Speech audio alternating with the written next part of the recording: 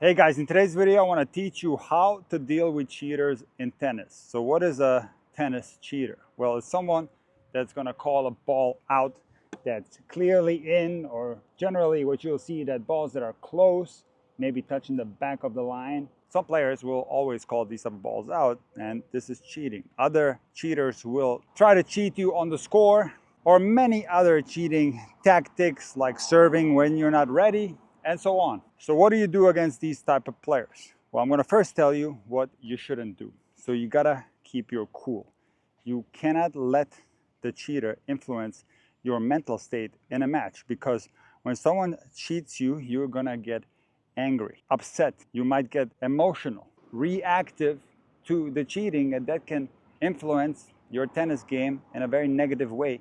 And you lose a tennis match indirectly due to the cheating. So the cheating might happen early in a set, but it rattles you so much that you end up playing poorly and lose the entire match. So first and foremost, it's okay to get emotional. It's going to be a human reaction, but that's where you got to check yourself, get yourself together, and don't let that emotional state, your angeriness about being cheated, last for the remainder of the game, the set, or the match. Try to shut that out, concentrate on your game, and try to play your best tennis. Now, through all my years in tennis, I can't tell you how often I heard players and even some coaches say that if somebody cheats you, you got to cheat back. And this is something that you absolutely should not do. You don't want to stoop to the pathetic level of a cheater. You want to play tennis the right way, and that's with good sportsmanship. So here is what you can do against the cheater. And first we have to differentiate between the different surfaces. So on clay court, whether it be the red clay or the hard through, the ball will leave a mark as it bounces. Now, you are not allowed to cross over to your opponent's side and check the mark. You can, however, ask your opponent if it's okay to come over to their side and check the mark. And if they say yes, you're going to come over there, examine the mark, and a lot of times cheaters will actually show you the wrong mark, or they'll draw a mark with their foot. They'll try to cheat you in all kinds of ways. So you have to make sure that it's the correct mark, and you simply examine it. And if indeed the ball is in, the next thing you're going to do is call the umpire if one is available. The umpire will come down, examine the mark, and either give the point to you, your opponent, or you guys will replay the point if the ball is too close to call. Now, what happens when there is no umpire? Well, you can try to come to an agreement with your opponent and replay the point. That's going to be your best bet. If your opponent does not allow you to come over to their side and examine the mark, then there's not much you can do other than try to play the balls closer in the court. This is a very good strategy against cheaters, because most cheaters will call the ball out when it's fairly close to the line. I seldomly, if ever, have seen somebody call a ball out that's this far in. So what you can try to do is play safer targets, play the ball more inside the baseline, not play it so close to the sidelines when it comes to the serve.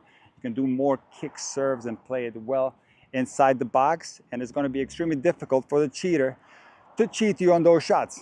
The worst cheating takes place on hard courts. Back in the day, I used to play on indoor carpet, and I never really played on grass, and I couldn't tell you. But on all those surfaces that I mentioned, you don't have a mark, and for that reason, it's a lot easier to cheat. See, on clay, because the ball leaves a mark, cheating becomes more difficult. So unfortunately, when it comes to the hard courts, if you are being cheated, so your opponent calls the ball out, it's clearly in, there's not much you can do because it's their call. The only thing you can do is call the umpire. Just the presence of the umpire at the court will make the cheater less likely to call balls out that are in. Now, here's the unfortunate thing at the USTA tournaments is that often there's one umpire available for many courts. So what's going to happen generally is that you're going to call the umpire, and the umpire is going to be at your court maybe for a few games, and then they're going to leave because they have to monitor multiple courts. See, if you play national tournaments and you go deep in the draw, semifinals, finals, then you're going to get a chair umpire, and cheating is going to be impossible because the chair umpire is going to call all the points. However, the fact that tournaments have umpires walking around doesn't mean that there's no cheating. There's a tremendous amount of cheating, but you have to use the umpires to your advantage, especially when you're playing on hard courts.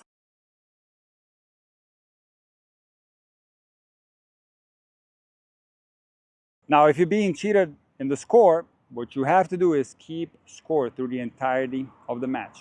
Either verbally, you're going to call out the score before every point. Now it's going to be more difficult for your opponent to cheat you on the score. In my experience, the most cheating that I've seen is in the junior circuit here in Southeast Florida. There's a crazy amount of insane cheating, not only on balls that are way inside the court that are being called out, but also cheating on the score and many other things. A close second is Division I college tennis. I really don't know the exact reason why this is the case, but I grew up playing tennis in Germany, and yes, of course, there were some guys who cheated, but nowhere near the amount of cheaters that I've experienced personally in Division I college. Of course, my story is anecdotal regarding junior tennis and college tennis. I don't want to generalize, so let me know in the comments section below where you have experienced the most cheating.